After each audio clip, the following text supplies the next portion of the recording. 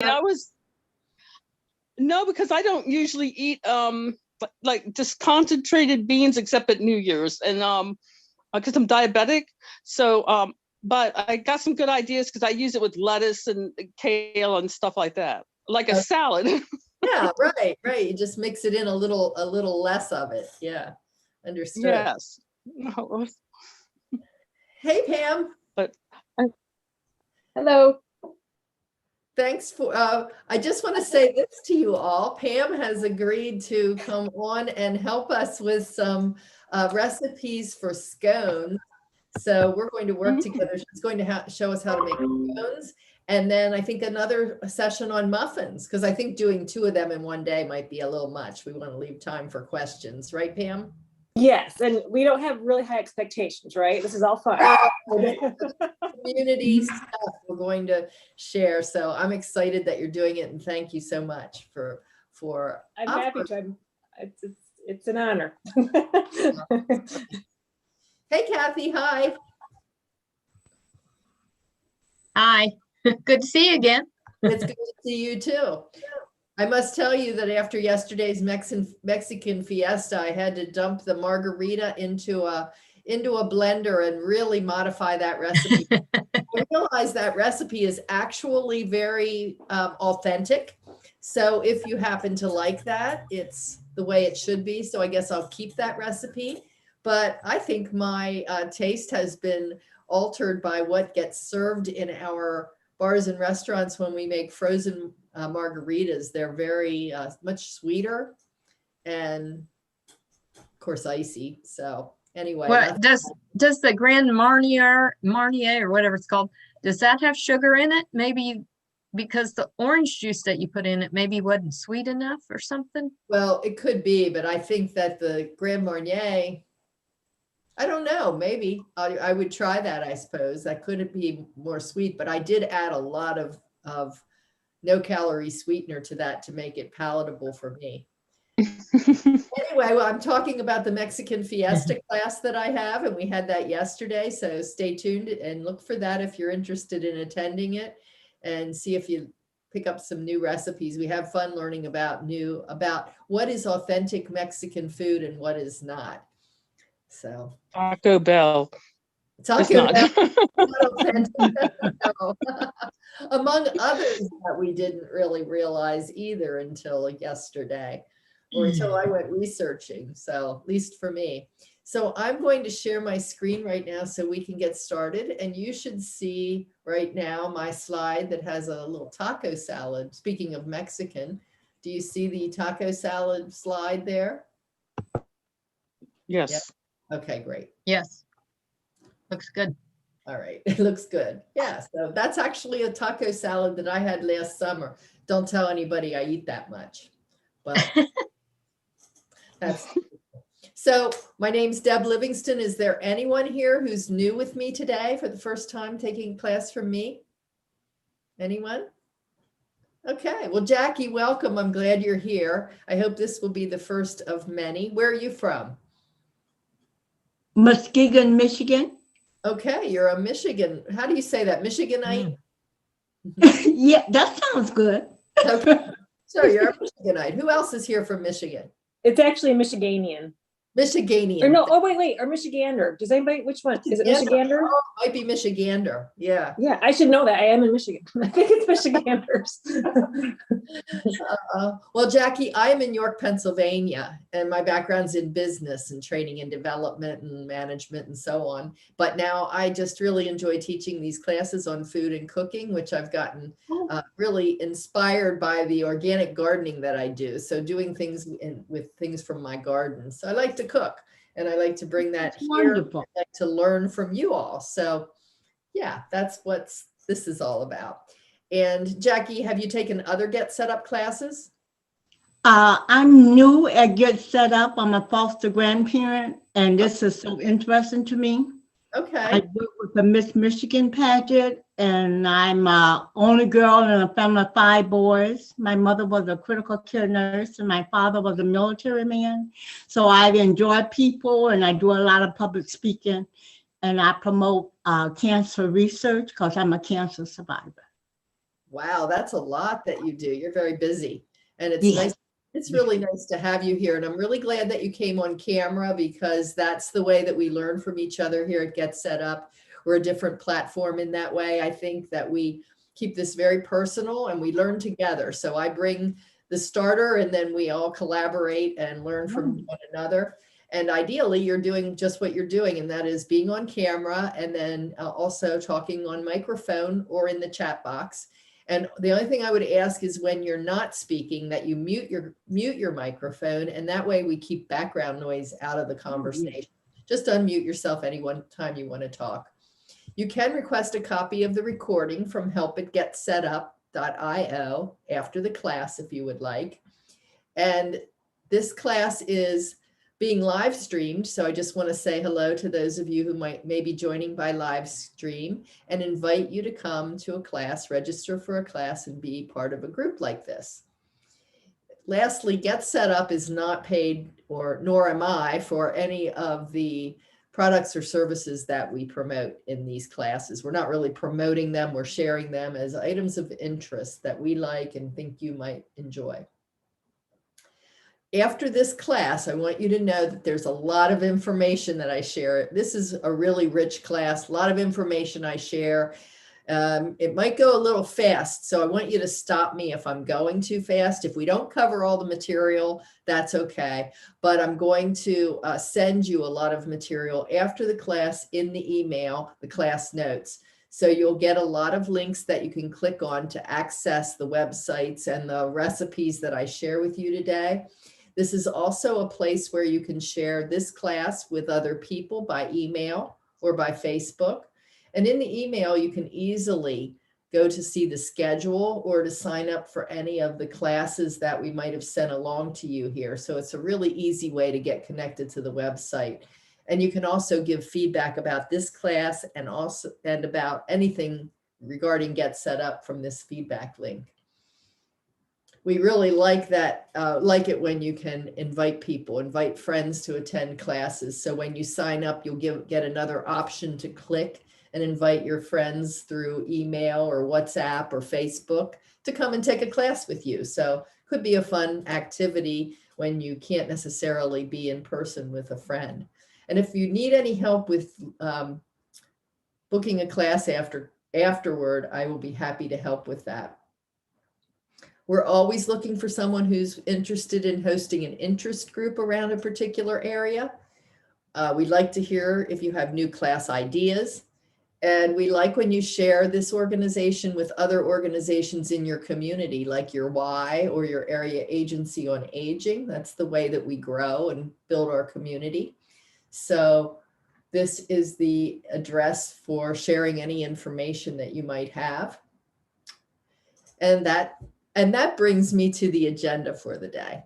So you can see it's a fairly long agenda. So we'll see what we can get through today, but I want to talk about what is healthy eating. This isn't all about recipes. This is about defining healthy eating a little bit and then getting into some tips for how you can actually mind your budget and eat healthy or healthily. And then I have some recipes for eating in season, because that's a nice way to keep your costs down. Some of you have said, oh, I know when things are in season because they're a little bit less expensive at the grocery store. So eating in season is a good strategy. So is eating less meat. I'm not anti-meat at all. I love meat, but it's sometimes costly, especially if you're eating a good quality meat. And so you can find ways to stretch your meat dollar a little bit. And lastly, I'm all about having treats too, and maybe you can work some tasty homemade treats into your diet and avoid more of those processed things that you find in the grocery stores. So I'm really curious, though, to get started here about what actually brought you to this class. What are you specifically interested in so that I can make sure that that's something I focus on a bit? So go ahead and unmute yourself and let me know what you're interested in. Just new tips on eating healthy. I think we don't eat much meat, maybe 3 or 4 ounces a day. And just to know where we can do things more healthy. Mm-hmm. So you don't eat much meat, but you don't eat much many beans either, then you said. No, I do. I do eat some beans, maybe half a cup at a time. Mm-hmm. Which is a Yeah. something. Mm-hmm. Yes, and but we try to eat beans like as a meal, as the primary protein source. The protein, yeah.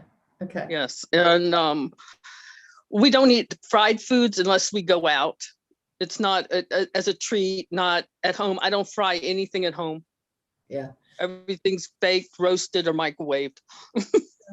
Sounds like a sensible strategy. You don't deprive yourself of anything, but you recognize that some of those things are just once in a while treats to have. Yes. Anyone else? My bad thing is hot dogs. Hot dog. Yeah, I know. How can so much badness be put into one little thing? There is nothing good about hot dogs, and yet we all kind of love them. So, yeah. Who else How would about- like to say? How about as sources, different Oh, Kathy, you're breaking up. sources Sorry. of protein? Different sources of protein. Is that what you said? Yeah, besides meat. Okay. All right. Anybody else? Well, we just got an air fryer, so I'm curious if that's gonna be, air fryer. Yeah. Well, I don't know. I don't have anything in this class on air fryer, so I am Yeah. working on that though. I would love to do classes on air fryer, so I am working on that, and I'm trying to get somebody actually to somebody from Ninja. Do you have a Ninja or do you have a different brand? It's Ninja. We just got, yep, 10 and 1. Yeah. Yeah, so I'm trying to get somebody from that company maybe to come on and talk with us, which I think would be a great start. And then from there, we can do some other classes around air frying. Yeah. So it just takes a little while to grind it through the process and get them to get back in touch. Okay, so here's my question to you. When you hear that word healthy eating, what does that mean to you? What comes to mind? Because I think it's a little different for everyone, depending upon your own biology or physiology. I think it's a balance of the good food that you need to eat. You just find a healthy balance. I like that idea. It infers variety, and as well as, yeah, getting a little bit of everything. Yeah. Who else? It's a new way of eating. I eat a lot of bland foods. I've always had trouble with my stomach. But after cancer, I was put on they don't call it a diet, but a life change of eating the roots, like the things that grow under the ground, and then to boil them or grill them, or there's so many things that you can do that you don't have to use so much seasoning, but you use more herbs and things. And I love to have a little garden. And after living in my home for 47 years, I'm now in a 1-bedroom apartment, but it has a patio and a place where I can grow beans and tomatoes and things I like. Oh, very nice. Yes, a lot of those things can really grow nicely in pots, lettuces and green beans and that sort of thing. Yeah, nice.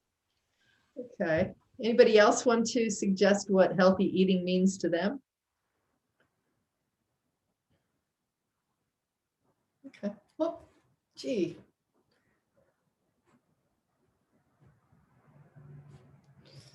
Okay, so for me, when I think of healthy eating, I think about something that somewhat follows some dietary guidelines. Now, I don't always agree with what the government puts out as dietary guidelines, but I think it is a place to start. And having said that, guideline, it means guideline. It doesn't mean it's all right for you. It's just a starting point. And as some of you were saying, it emphasizes fresh and whole and minimally processed foods. So getting away from the stuff in cans or the things that have been pre-baked, pre-packaged, eating high quality foods. So when I talked about meat, there's the very inexpensive meats that are not grown very well or use antibiotics or may just be grown in bad conditions versus some that are grown in organic conditions, given organic feed, and maybe pastured, so grass-fed beefs. Those are all, or beef is all good inclusion in a healthy diet. And it also provides variety. So I heard somebody say, was that you, Kate, balance? Or was that Kate or Kathy said balance? So more of a balanced diet with nutrient density. And that's what variety can do for us. So I want to take a quick look here at the dietary guidelines, just so you have a starting point. I'm going to give you this in the email, a link to this. It is many pages long. You can take it to bed with you at night. It will put you to sleep, but you'll be able to get to some very interesting information. All we're really going to do is look at a table here today.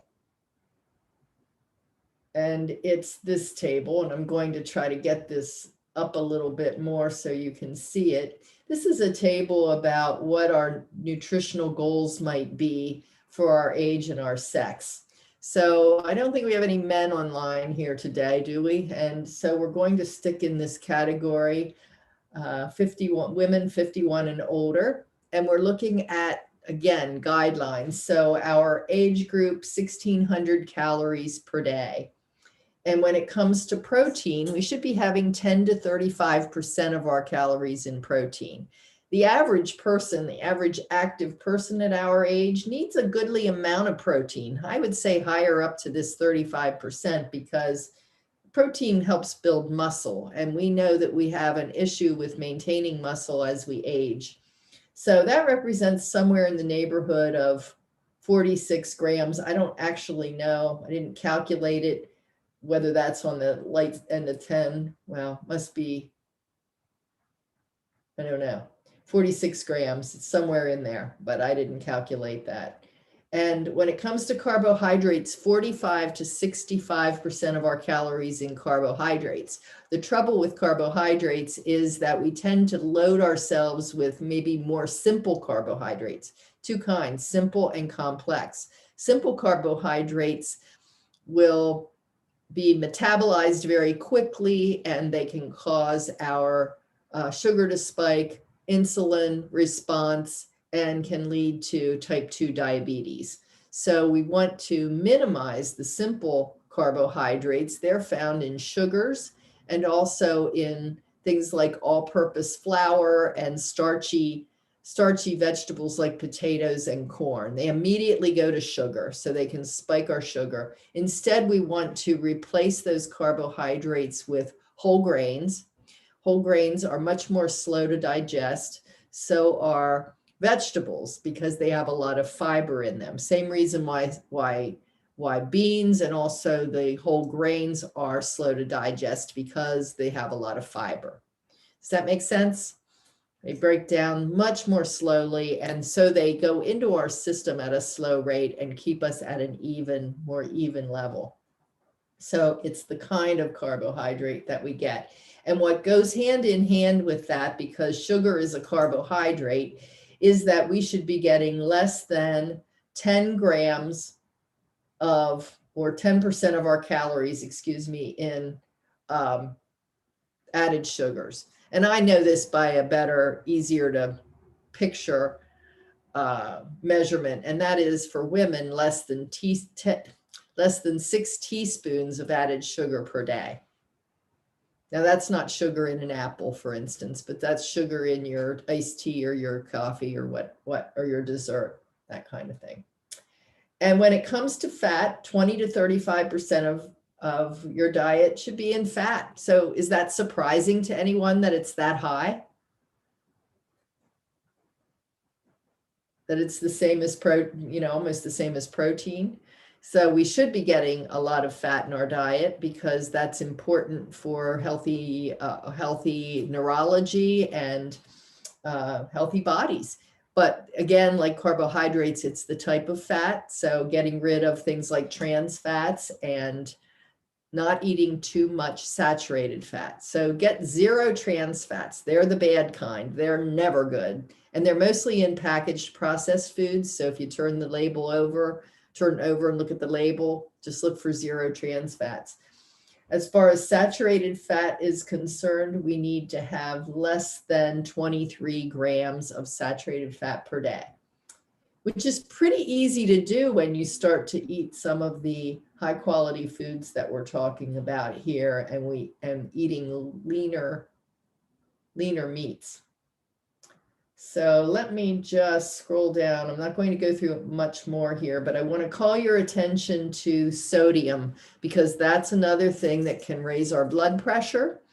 And we're not all real sensitive to that, but as we age, we tend to have creeping blood pressure. So moderating our sodium is important, and we should be keeping that to less than 2,300 milligrams, excuse me. And that equates to about a teaspoon. So you can go a long way by eliminating processed foods. Canned foods have a lot of sodium in. Again, read your label. And if you can get a lot of that out of your diet, then you can afford to use your 3/4 of a teaspoon or what have you to salt your food at the table a little bit and still have some flavor from salt. I don't say that unless you have tremendous reaction or sensitivity to salt, I don't really say that you should totally eliminate salt, because sometimes people get into trouble for that and end up in the hospital because their sodium is too low. And I've known that to happen with some people that I know who got very serious about going on a no salt diet. So just to be aware of that. Oh, and I think I might have wanted to show you something else here. So I wanted to talk about high quality organic foods a bit, because I think this is an area where we sometimes get a little unsure of what we should be eating organic and what we should not, and where do we want to spend our money. So I want to give you some guidelines here. There is a group called the Environmental Working Group. Has anybody ever heard of them? They do a great job to give us good information about lots of topics. And one of the things that they do is a shopper's guide to pesticides in produce. And you can get their lists here, get the guide so that you can print it out for yourself. I'll send you the link. And that's exactly what I did so that I could start to commit to memory the things that are on their Dirty Dozen list, which are the ones that have the most pesticide that we really should strive to eat grown organically. So you can see that a number of these items, well over half of them, are in the fruit family. Strawberries are among the worst. So these are things that with your precious grocery dollars, you may want to invest in organic. Celery's on the list as well. And then on the bright side, there is the Clean 15. And these are items that you can buy and you don't have to necessarily worry about them being organic. And so that includes some fruits. So pineapple's okay, but lots of vegetables that we might think we need to have organic. Avocados are very expensive when organic. So that's nice to know we don't have to spend that extra money. Onions, asparagus is fine. These are ones that either are lightly used or it's the type of pesticide, or some of them may not have any pesticide at all because they just don't need it. So I find this to be a great resource. I would recommend that when you get the link, you go in and you print that out, or you ask for a copy of it, which will be an easy printable version, and hang that somewhere where you can reference it easily. So I'm going to share some tips to eat healthy for less, and then I'm really curious to know what tips you might have, because I bet you have some ways to save money on the groceries that you buy that can help us in this endeavor here.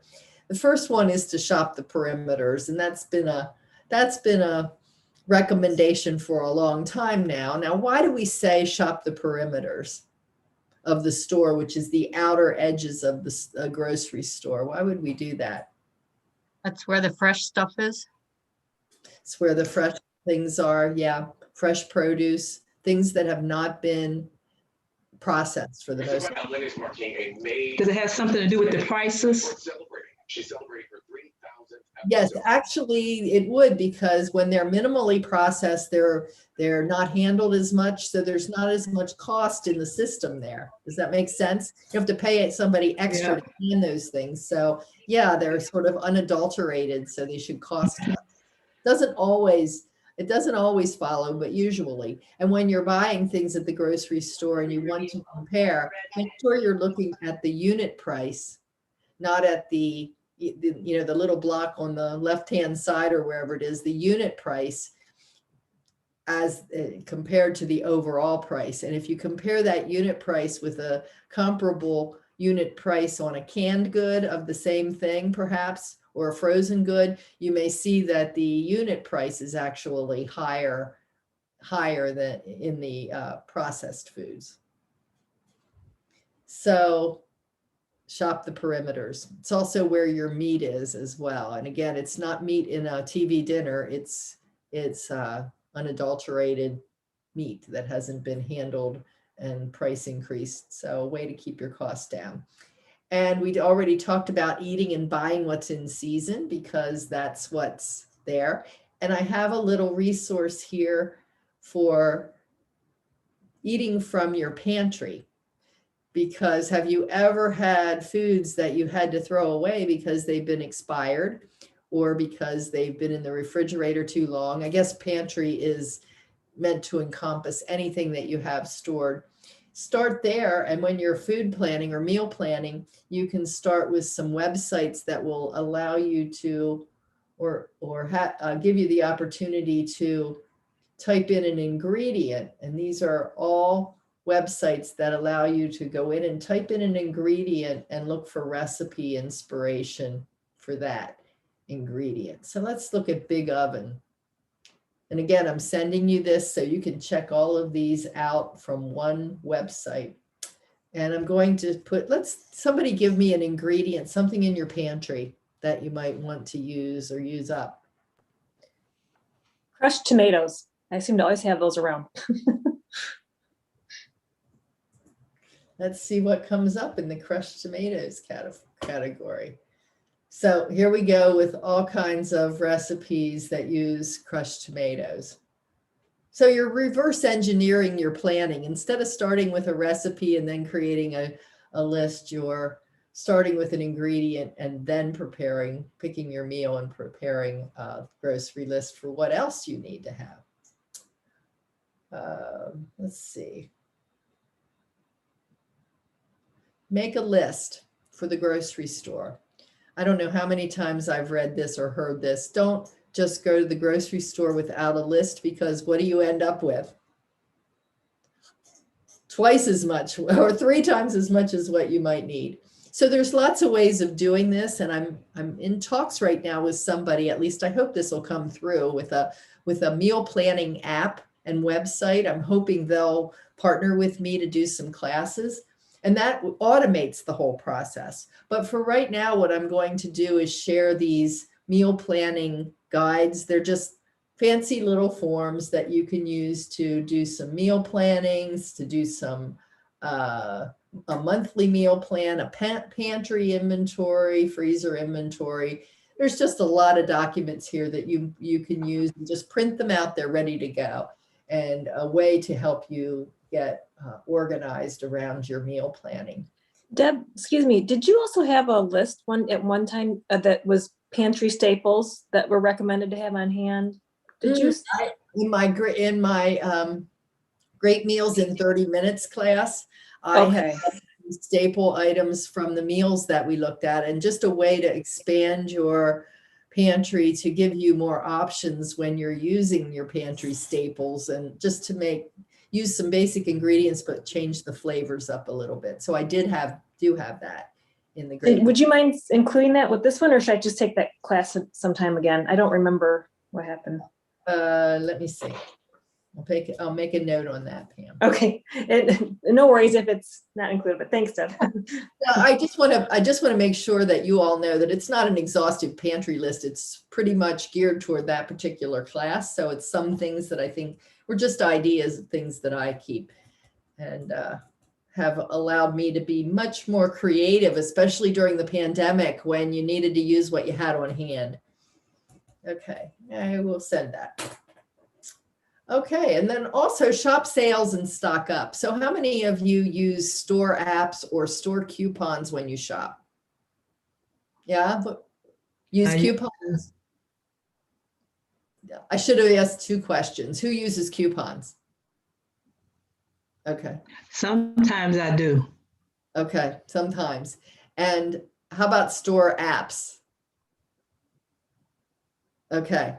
So one of the things that I've gotten feedback about with coupons is that oftentimes the coupons are for processed foods, the very things that we said are, you know, a non-starter here if we're trying to eat more healthily. And someone also suggested that oftentimes the store flyers have sales on the sales show on the store flyer when there's sales in produce and meats and so on. So you don't need a coupon, they're just on store sale. You might need your card for the store, depending on their rules. But what I have here is a way for you to plan ahead before you ever go out grocery shopping. Has anyone ever seen this website, which is also an app, and it's called Flip?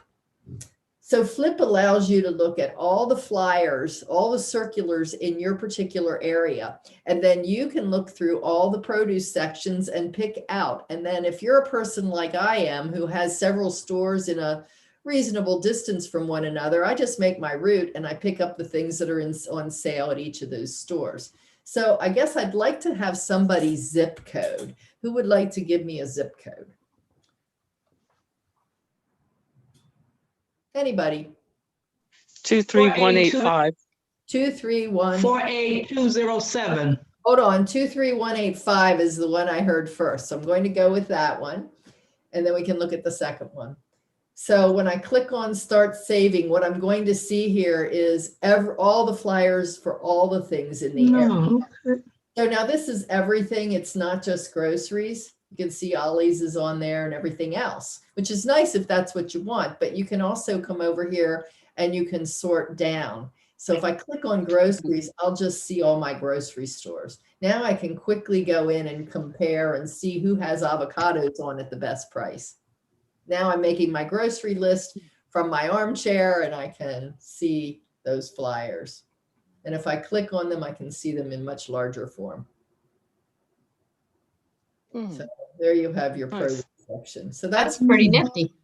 that is pretty nifty, isn't it? So let me see here about I wanted to try putting in another zip code. What was the other zip code I heard? 48207. Can you hear me? Yes, 482. 48. Okay. 4888. 488. Okay. 48207. 482 482. 07. Okay.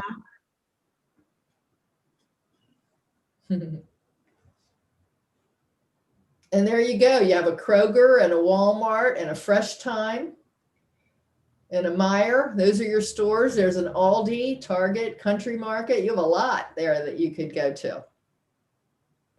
And don't forget about your ethnic markets too. I have a wonderful Asian market that sells beautiful fresh fish for way less than what my regular grocery market does. In fact, they'll even fillet a whole fish for me and have those in the case, not frozen, not previously frozen. So that's kind of nice. So don't forget about those ethnic markets. And then shop sales. What is the name of that website? What was the name of that website? Flip, F-L-I-P-P, and I will send you a link for that. So that'll be in the notes. Thank you. You are welcome. And the last thing, and we've been doing a lot of classes on beans lately, bean salads, bean soups, but buy dried beans. So Pam, you were talking about that the other day, but I think I sent this. This is the resource that I sent. And this resource helps you to know how to convert dried beans into the quantities you're used to using in cans. So a heaping cup of half cup of dried beans is equal to 1 15-ounce can of beans, which is equal to basically a cup and a half of beans. And if you look through this, document, you're going to come down to, well, lots of conversions and equivalents, some substitutions, and then some really helpful hints about soaking beans and cooking beans so that you can get yourself into a rhythm. There's no doubt you need to think a little differently. You need to change some habits. So if you're planning ahead, then you can say, oh, the night before I'm going to soak some beans and then cook them the next day and have them ready. And they freeze really well, which is very nice. You can cook a lot at one time and have them for later.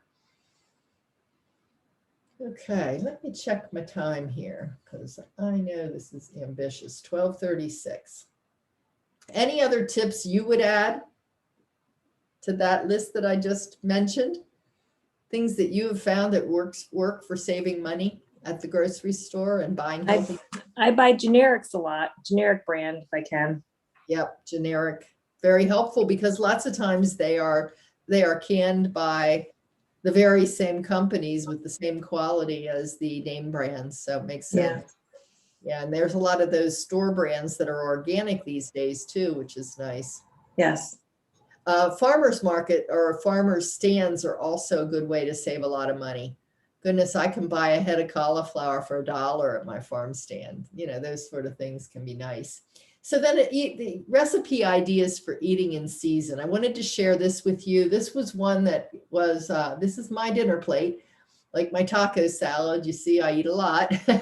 And what I did was I made something right out of my garden. So if you do have a garden or you know someone who does, you can make a meal for very inexpensively.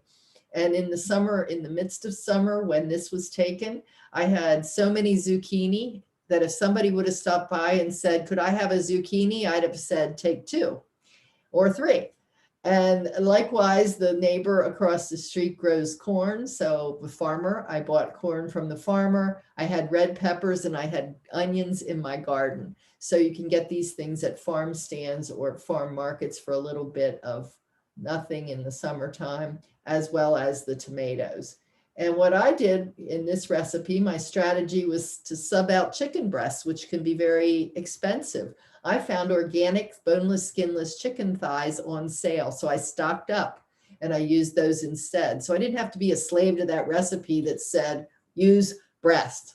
So that's what I did. And I made this recipe. I'll share these with you. This was super easy. The only thing I would do differently here, this was pan fried. You can grill it. I would probably coat it with oil and some seasonings that I like. Because of the salsa, I'd probably do some Italian type seasoning and just let it sit for about 30 minutes. I think it would give that chicken greater flavor. So they didn't do that in this recipe. That's just my tip. And all you're doing then is mixing together the tomato, red onion, basil, olive oil, and salt at room temperature a little bit ahead of time so it has a chance to marinate and the flavors to meld together.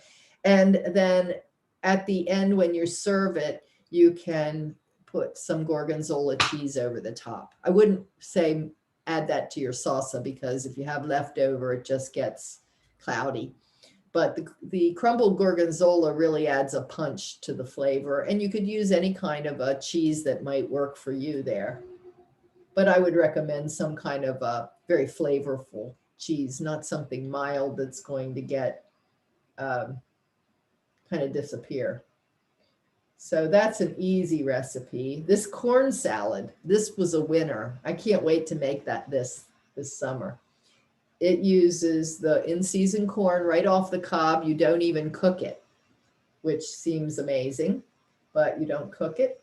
And it has 3/4 cup of light sour cream. You can easily substitute Greek yogurt here. No flavor, plain Greek yogurt, a little bit of Worcestershire sauce. So it's not too much to throw up the salt value. You can modify any additional salt here that you want, but 3/4 tea is what it calls for in this recipe.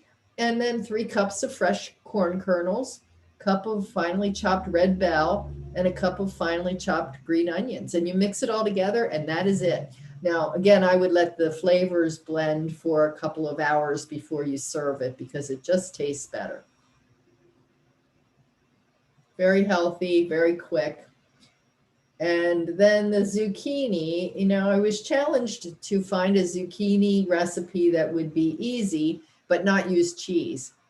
I don't know about you, but I always feel like I want to throw cheese in every kind of a zucchini dish that I make. So I steamed these zucchini, just cut them into rounds or even half rounds, depending upon bite size, you know, whatever you like, and steam those. This says 2 pounds, but of course you can cut this way back. And then the rest of this is just a dressing that you can use. And if you make this whole recipe, you would have leftovers for the, if you made less zucchini. You could have this recipe, but if you make the whole thing, you'll have it for another use. So it's a simple vinaigrette, basically parsley, shallots, basil, lots of nice herbs. So you were talking about, Jackie, using more herbs for flavoring, and this one really does that. And it uses capers, which gives a nice tart flavor, a little bit of salt, and then just a 1/4 teaspoon of sea salt for all of that zucchini. So you can start there and then season it as you would like to your taste when you get it on your plate. So what do you think about that dish? Would that be doable? It's like something you'd make? Do you use, if you don't have corn, do you use frozen? Because I like to have frozen corn in the freezer. And in season, I'll just cut it off the cob and lay it on a sheet until it's frozen and throw it in a bag and put it in the freezer. But what do you think of frozen vegetables? I mean, they seem to be fresh. I mean, Yeah, yes. as And thank fresh you. as you. Yeah, thanks for bringing that up. I actually usually mention that the frozen vegetables are often even more nutritious than the fresh vegetables that you get in the produce aisle.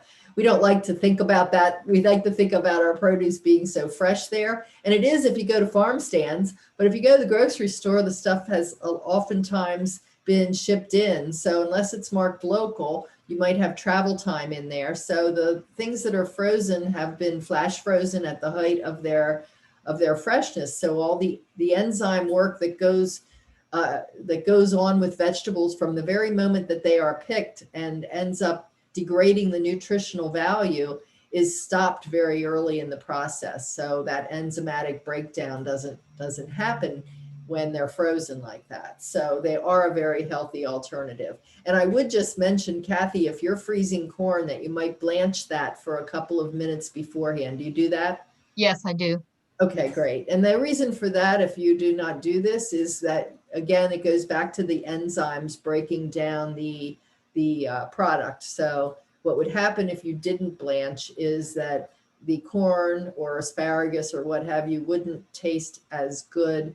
It would lose a lot of flavor and, of course, a lot of nutritional value by the time you used it out of the freezer. So I think frozen corn has come a long way. You know, the sweet corn, if you have your own, I would say, yeah, use that. I don't think mildly blanched is going to make a difference as long as it's the crunch. So if you have crunch there, that's good. And I just want to give you a quick note on this. And I think what I'll do is keep moving, but I'm going to send these recipes to you also. Just a way to change this up for in season. So this is a winter meal. Same thing, but a winter change out. So instead of having the corn salad, let's have, and the corn salad and the zucchini, let's have a roasted root vegetable medley. And you don't need 2 separate dishes. You could have separate dishes, but you've got a lot of roasted root vegetable variety here. And I just have a very simple roasted root vegetable recipe that I'll send, but you can essentially roast those at a high temperature, say 425. You cut them in 1-inch pieces. You toss them with some olive oil, some salt and pepper, and especially garlic. If you like garlic, they're very good. And beyond that, the sky's the limit. You can use any kind of dried herbs that you might like. So you might like tossing them with thyme or with Italian seasonings, whatever it is that would taste good to you. And you roast them for about, start checking them at 20 minutes. You can flip them and roast them until they're starting to get brown and they're getting soft to your liking. And you can just use carrots, turnips, beets are good things. Leeks are great here. What else would we add into our roasted vegetables? What else do you put into yours? Are Roast- sweet potatoes in there? Sweet potatoes, yep, anything that's under the ground. So Jackie, your root vegetables here. This is what you do. This is what you've been taught in your dietary changes to roast Yes, vegetables. my grandfather had a farm, so a lot of these things are natural. And with your mother being a nurse, us as children, we was limited to what we could eat. So when they really made the change for me, it was easy because that's practically how I eat anyway. And I'm very active, so that helps too. I'm not a TV watcher and I'm not a sitter. I'm always, I don't know, I'm a Virgo. I'm never still. You're always up doing something. I'm doing That's very active. yeah. Our weight down, yeah. Then pomegranate salsa is a nice winter way to make that sauce, same kind of a salsa idea for your chicken. So is there anyone who's not familiar with using pomegranates? Who has not had experience with pomegranates? Me. Okay, so let's take a look. I'm going to escape out of this a second. And we're going to, first of all, take a look at pomegranates, because I think that if I just talk about them and you don't have some kind of visual and a sense of how to tackle them, you won't bother. Now, I will say this, Costco and places like that in season, or even the regular grocery store, sell plastic cups of just pomegranate seeds, which is what you eat. You have to be careful and make sure they're very vibrant red like this. Sometimes as they start to get aged, they become more dull and a more maroon color or a dull color. And you don't want those. And I have been caught with that. And I've learned that I have to really buy them so that they expire many, many days out. Don't buy them if they're ripe that day, because they do go fast and they'll ferment. But if you want to try it another way, you can buy the whole fruit. They go on sale over the holidays because they're in season. And this is what the fruit looks like. So you can see that there's lots of membrane in here. And when you cut the fruit, you're going to cut some of the seeds, but that's okay. You just need to cut it a little bit at the top, really, and start to peel it open. It's a little bit like an orange in that respect, that it's soft enough that you can start to open it with your fingers. And then one of the best ways to separate the membrane from the seed is to take your fingers and put the pomegranate under water in a bowl of water and just start easing the seeds out. The membrane will come out also, but the membrane floats to the top and seeds go to the bottom. So then you can just skim the membrane off and get the seeds out and drain them in a colander. And they're really delicious on all kinds of things. They have a popping flavor and they're very pretty decorations too, very healthful. I don't know if you've seen that pomegranate juice. It was all the rage, and it still is because it is so high in antioxidants and so concentrated. So this gives you a chance to, oops, did the wrong thing there. I meant to put back my presentation. Go back here. So this is going to have some other citrus, some other sweet and savory kinds of things in it. And I'll send you that recipe as an alternative then to the tomato salsa, which is not very good in the wintertime. So recipes for eating less meat. This is my taco salad. And I always ask the question, what is it that you like about taco meat? Assuming you like tacos, what do you like when you think about it? What do you like about the spices? The spices. What else?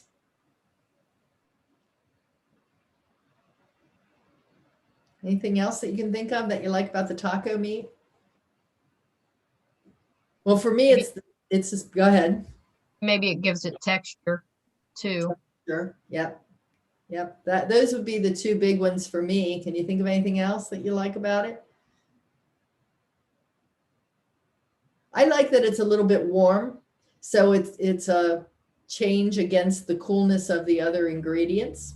So here's an idea for extending your taco meat, because you're not really tasting a whole lot of the pure meat itself. If your eyes were closed, you might not even be able to distinguish what you were eating as far as meat is concerned.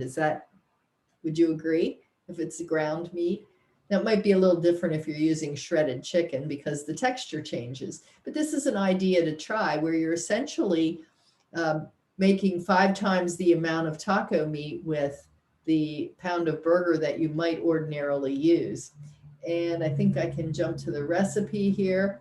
We're looking at using onions, a cup of additional vegetables, actually in total, 1, 2, 3, 4 cups of vegetables. I'll send you this recipe, Kate, so I don't want you to worry about getting all this down, that you would mix in as you're making your ground beef. So you fry your ground beef just like you normally do, and you add these vegetables: onions, celery, mushrooms, carrots. Now, you don't have to use all of those vegetables. You can use a modified version of this. You can eliminate carrots if you don't want carrots. You can use fewer vegetables if you want, but this is a place to start. And then if you want to make your own homemade taco seasoning, you can click on that link and check out the taco seasoning mix, which allows you to reduce the sodium, of course. So the nice thing about this is that now you've extended your meat dollar, you've upped your veggie content in the meal, and you've got some that you can, I was looking for her tips here because I think there's a question here about, does this freeze well? And I believe that is the case, yes. So freeze the meat in sandwich bags, and they're fine frozen. So she just talks about freezing it here and how you would do that. So what do you think about that idea? Here's what it looks like. Would you try something like that? Hey, Pam, for your family of growing boys. Yeah, absolutely. Yeah. Okay. And then we have a meatless Monday kind of idea. So this is where we want other sources of protein besides meat, and we want to feel full and we want to feel satiated. So we're looking at using beans and lentils and making this a power-packed meal. Sherry, is this a meal, a kind of meal like you eat now? Do you make a lentil chili or a chili of some sort that doesn't have meat in it? Have you done that? No, no, I haven't. Okay, so let's take a look at this recipe. This one is really inexpensive to make. I wouldn't look at these prices exactly. I don't know how old they are, but generally speaking, the individual prices here are pretty low. So it's got onion, garlic, a can of tomatoes, a can of tomato paste, black beans, kidney beans. Again, you could use your own dry beans, and then your price goes to a fraction of what it lists here. It says 59 cents. I never see cans of beans for 59 cents anymore. Oh. So I had it figured out that you could buy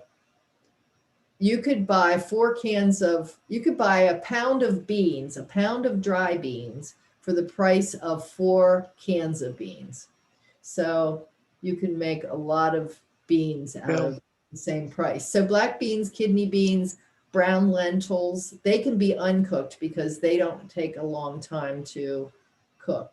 And then you've got your Southwestern spices, chili powder, paprika, cumin, and garlic, and so on.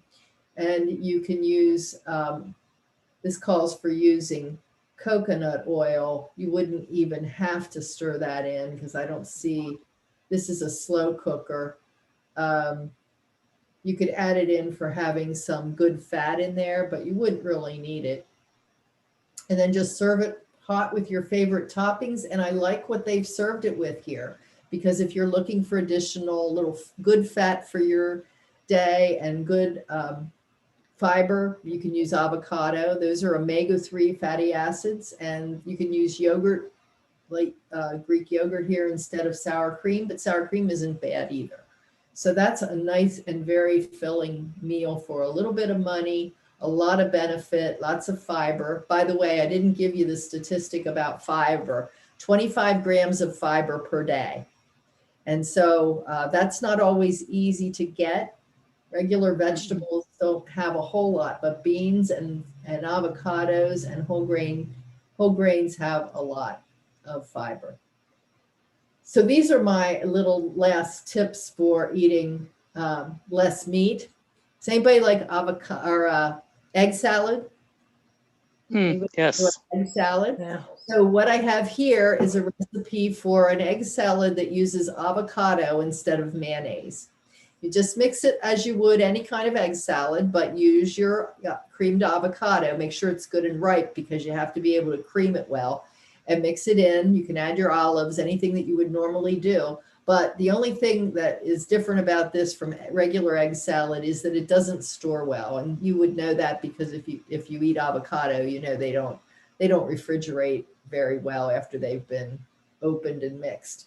I So- think I'm going to turn into that sandwich. I've been having it every day since I learned about that sandwich, Deb. Which It's one? really good. Which sandwich? The avocado egg salad, because I like egg salad. Oh, Right. you've been eating this? Okay. Oh, every day I've been having it because I have a bunch of avocados. So I was like, it's been really good. You know what? I love this one too. So when I find something that I just really think I could eat it all the time, I share it. Now in another class where I talk about avocados and sardines, I don't know if there's been a few people who've eaten that, but I get a craving for that now. So go figure. Anyway, these are also some good ways to have a pizza fix without buying a pizza and having all the bad things associated with.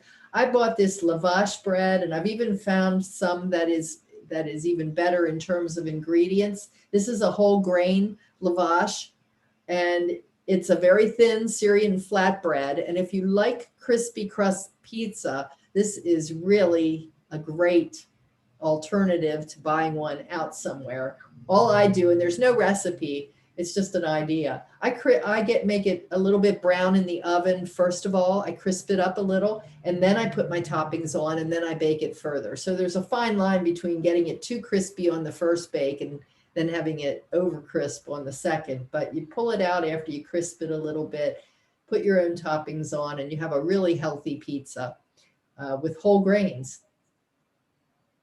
And my last add-on here is some homemade treats made with chia seeds, which are very high in good fats, omega-3 fatty acids. So have you ever used chia seeds? Chia seeds are those little black, tiny black seeds, and they are best if they're eaten after they've been hydrated. Not so much, especially if you have any intestinal issues. You want to make sure they slide through very easily. And these little chia seeds act a little bit like tapioca. They swell up and they do the thickening just like tapioca. So if you're inclined to get chia seeds and try those out, you can find them in most any store now. You can make a whole lot of different, very tasty kinds of desserts here. And you can use sugar replacements to sweeten them. So you don't have to deprive yourself of treats. So that kind of brings us to the end of our class today. And we've covered a lot. We've talked about a lot of ways, strategies for eating healthily, and then a few recipes, some ways to save money at the grocery store. And just want to ask if you have some questions here at the end or things that you'd like to talk about before we wrap up. I think I was going to mention for the good quality meat thing, what I do is I keep really good quality ground beef on hand, because when you have people that have to have a little meat in every meal, I just dribble a little bit of ground beef and it seems to satisfy, yeah. Great. That's a great strategy. I think that's one of the healthiest ways to go if you get good quality ground beef and you can just sprinkle it in. Eating meat, as they say, like a condiment. Yeah. you know, making it a smaller part of the meal, but still including it. It's all good. Yeah. It's good for us. I enjoyed the class. It was really helpful because I'm always open to new ideas because I eat a lot different than my friends, Yeah. and I learned a lot today. So Mhm. I enjoyed the class. I would definitely take another one. you. I It hope you was do. very encouraging. I appreciate that. We're doing Let's Talk Cooking this afternoon at 3 o'clock. That's kind of an open forum about whatever you're interested in, or even things from other classes that you've taken and want to come back and talk about or have questions. Tomorrow, we're having a fun Kentucky Derby party. So if you come, wear your hat. Don't have my hat up here today, but some of you have seen me in my hat. And last class came and they all donned their hats, and it was a lot of fun. But we'll talk about Kentucky Derby trivia and some foods that are typical to the Kentucky Derby. And I do a series of classes on soups. So soups from scratch starts with the basic stocks and broths. And I also do one on heart healthy cooking, among a number of others. So hope you'll check out some of those classes. And let's see here. I think that might be. I don't have my summary slide on here. I feel like I always miss something, but I have an email address I would like you to write down. This is one thing I will ask you to write down. It's Deb the Guide at getsetup.io. So let me say that, break that down. It's Deb the guide at getsetup.io. Let me put it in the chat, make sure. I'm going to stop the share here. Make sure I have that correctly.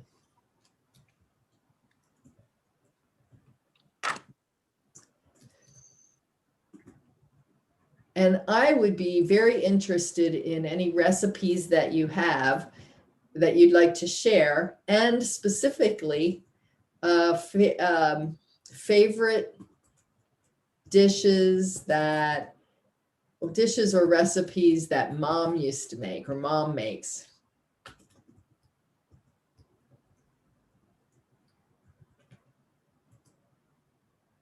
So what we're really seeking to do with this, and so you can think about it for future reference, is get more input from you, get more ideas, and share your recipes, because it's a lot of fun when we can learn from each other. We're from all over the country, so we have these different things that we've grown up with that are fun to share. So we encourage you to do that. Send pictures too, that'd be fine.